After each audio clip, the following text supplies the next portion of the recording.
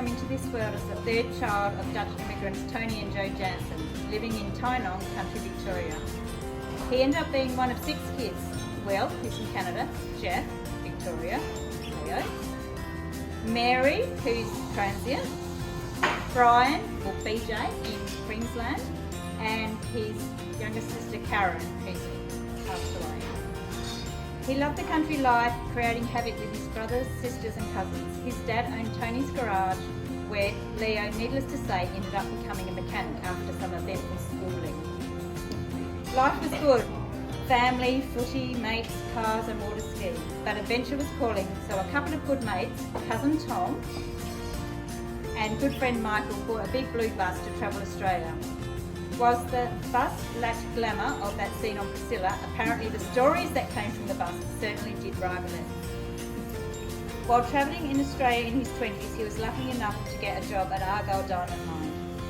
Whilst there, he was watching a 50-year-old mechanic working under a car in 45-degree heat, and the mechanic rolled out and said, "This is what you'll be in 30 years. And he said, "No, effing one." He promptly left to source a different life. Leo went back to school at 28 to become an engineer. Leo's work journey took him to many diverse places and various projects from Hong Kong to the Pilbara. Many of you here would have a story or two about him. During this time, he met and married his first wife, Kate, and together they had 3 beautiful children, Michael, Georgie and Lucy, who are extremely close to him. He loved being a father so much that he had another, 12 years later with me. Beautiful Ruby. To add to this, he now has 2 little granddaughters from Michael and Lucy. Leo's brain was always on the go. Whilst working in mining, he always had other projects on the go. He renovated houses, built prefab homes in Port Hedland, and tried to revolution farming cattle using great byproducts for feed. And don't forget the vortex machine.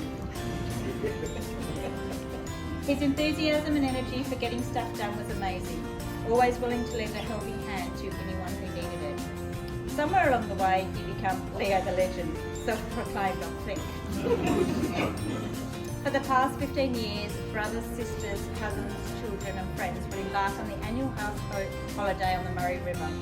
It was and is a fantastic way to bond or initiate a newcomer like Ruby and I to the family, with water skiing, tubing, chatting and playing Dutch card game too, with a trophy of course.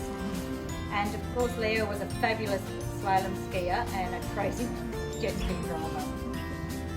In 2009, Leo found out he had bowel cancer, so they operated. They picked it up early and there was no need for chemo. Then in January 2014, it returned his liver cancer. This time he wasn't so lucky. The doctors gave him an average lifespan of up to 2 years for his type of cancer. From that time on, his mental toughness and endless positivity was what set Leo apart. He was going to give the disease his best shot. He never complained and saw everything as an opportunity, despite the horrendous treatment he underwent. He was always, "It is what it is," or "I need to get on with it."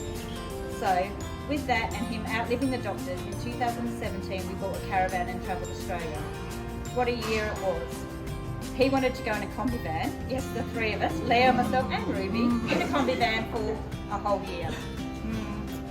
Anyway, we spent the year travelling and stayed with many, many family and friends. I'm sure this trip was a lot different or a lot more subdued than the big blue bus, but boy did we have a good time.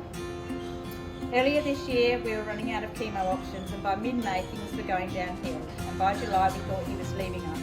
His amazing sister Mary came over to love and support us all. Then both his daughters Georgie and Lucy. They were amazing, putting their lives on hold to come to Perth to get Leo back on his feet.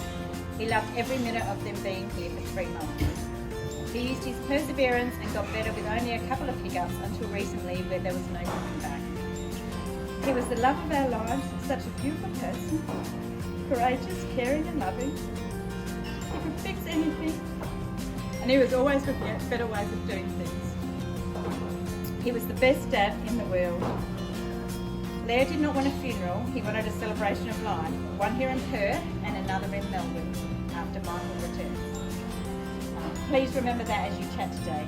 So let's raise our glasses to celebrate Leo.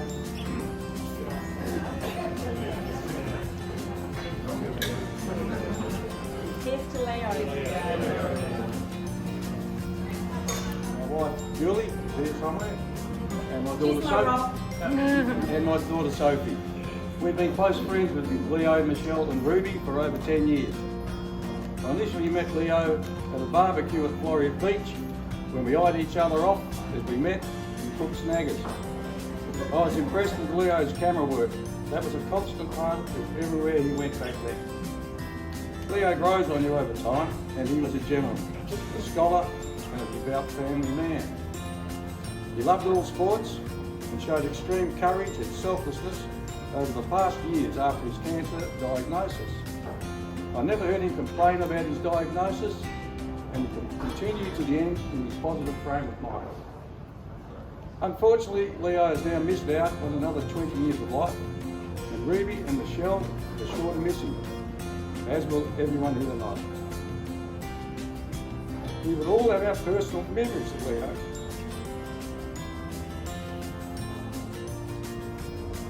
And he certainly led an adventurous and gregarious life. I'm going to miss Leo bad. And I'm not expecting anyone to come along soon that will lessen the symptoms. Leo, I'm sure you're already up there fixing something. Wherever you are, Leo, I love you and already miss you. You were the best.